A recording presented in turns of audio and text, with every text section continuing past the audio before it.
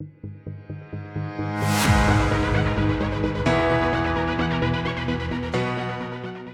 Everyone.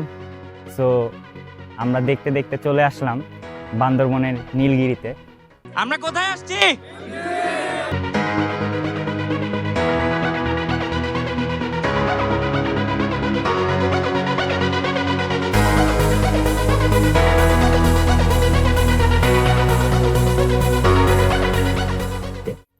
বান্দরবনের এই বাঘগুলো আপনাকে মুগ্ধ করতে বাধ্য, কিন্তু যতটা না আপনাকে মুগ্ধ করবে তার চেয়ে বেশি আপনি বিরক্ত বোধ করবেন। কেননা যতই আপনি উপরে উঠতে থাকবেন ততই মনে হবে আপনি পৌঁছে গেছেন, কিন্তু না, আপনার বাঘ শেষ হবে না কখনো।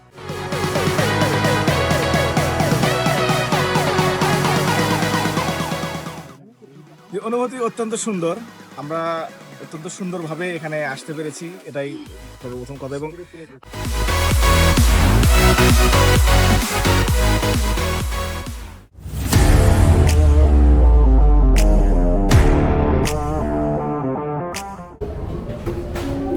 আসসালামু আলাইকুম everyone, welcome to my another video. So এখন রাত অলমোস্ট 10টা বাজে, বের হয়েছি বান্দরবনের উদ্দেশ্যে। রাস্তায় প্রচুর জ্যাম থাকার কারণে ঢাকার মধ্যে পৌঁছাইতে অনেকটাই দেরি হয়ে গিয়েছিল। আমাদের টিম মেম্বাররা এখনও আমরা কেউ রাতের ডিনারটা করিনি।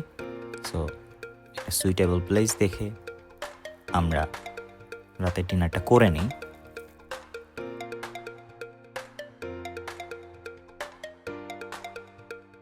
এখন অলমোস্ট রাতের মনে হয় 1টা বাজে, রাতের 1টা বাজতেছে। তো আমরা এখন আসছি হোটেল। আমরা হোটেলে বিরতি দিচ্ছি খাবার টাবারের সবাইকে। সবাই এখানে খাওয়া দাওয়া করছে।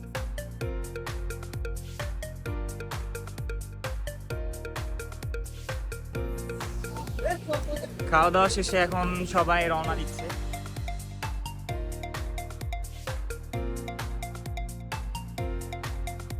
যাওয়ার পথে চোখে পড়ল বাংলাদেশের প্রথম ও দীর্ঘতম সুড়ঙ্গ পথ কর্ণফুলী টানেল। এর দৈর্ঘ্য প্রায় 3.32 কিলোমিটার। এই সুড়ঙ্গটি বাংলাদেশের প্রথম সুড়ঙ্গ। চীনা প্রতিষ্ঠান China communication and construction company limited এই সুড়ঙ্গের নির্মাণ ও প্রকল্প করেন। এটি কর্ণফুলী নদীর মধ্যভাগে সুড়ঙ্গটি 150 ফুট গভীরে অবস্থিত। যাওয়ার পথে আরও দেখছিলাম আশেপাশের অনন্য সুন্দর দৃশ্য। পতেঙ্গার এই রাস্তাটি আপনাকে চমৎকারভাবে মুগ্ধ করবে। এবং আমরা প্রায় আমাদের গন্তব্যস্থলের কাছাকাছি পৌঁছাতে প্রায় সকাল হয়ে যায়। তখন প্রায় 7:30টার মতো বাজে। পৌঁছেই আমরা সকালের ব্রেকফাস্টটা করে নিই। আমরা এখন যাচ্ছি বান্দরবনের উদ্দেশ্যে, পাহাড়ে উঠবো। তো এই চাঁদের গাড়ি 3টা নেওয়া হয়েছে। আমরা এখানে আমাদের টিম মেম্বারগুলো উঠবে এবং আমরা সাথে আরো 3টা গাড়ি যাবে। আমরা সবাই পাহাড় থেকে মিলে চলে যাবো।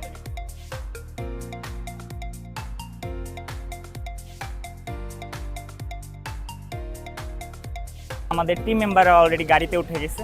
এটাকে আমরা বলি চাঁদের গাড়ি বলি, তাই তো?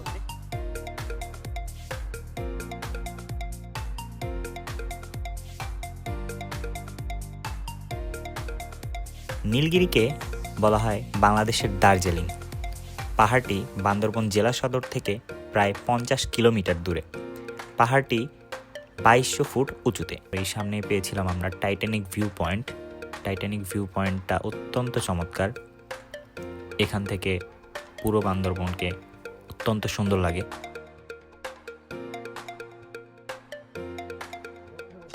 আমরা এখন নীলগিরিতে প্রবেশ করতেছি।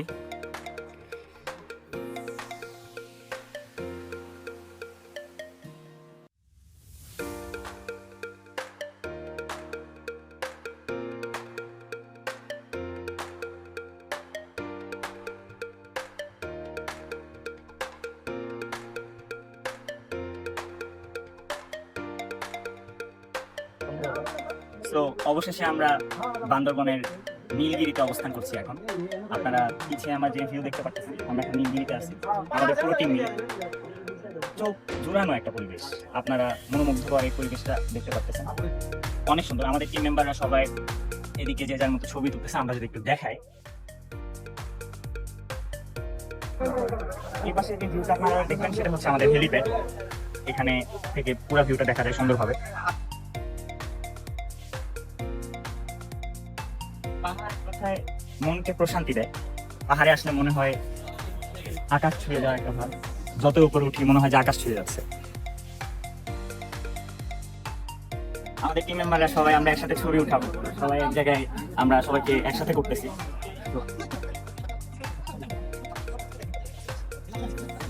এই অনুভূতি অত্যন্ত সুন্দর। আমরা অত্যন্ত সুন্দরভাবে এখানে আসতে পেরেছি, এটাই সর্বপ্রথম কথা। এবং আসার পথটা অত্যন্ত রোমাঞ্চকর ছিল। যাই হোক, সব মিলে এখন পর্যন্ত এই ট্যুর 10-এ 10। আমরা আশা করতেছি আমাদের বাকি যে সময়টা আছে এটাও ইনশাআল্লাহ খুব ভালো হবে। Thank you. ধন্যবাদ আপনাকে। ফটোশুট করবো সবার, তো চলুন আমরা ওদিকে চলে যাই।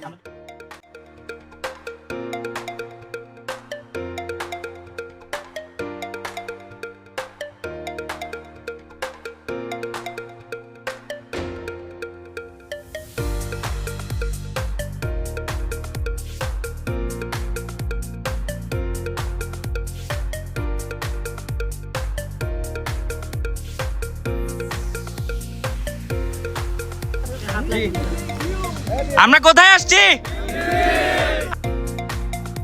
Hello everyone. সো আমরা দেখতে দেখতে চলে আসলাম বান্দরবনের নীলগিরিতে।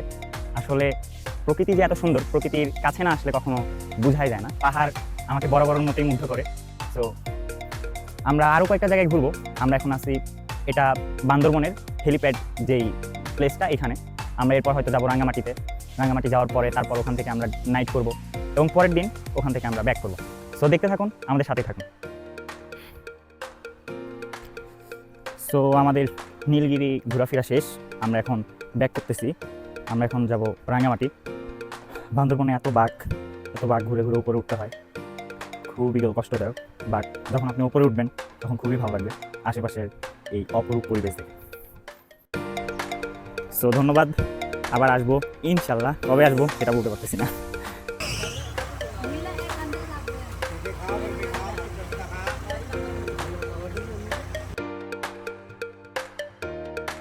সো বান্দরবনের নীলগিরি ঘোরাঘুরি শেষ করার পরে আমরা চলে যাওয়ার পথে আমরা গিয়েছিলাম চিম্বুক পাহাড়ে।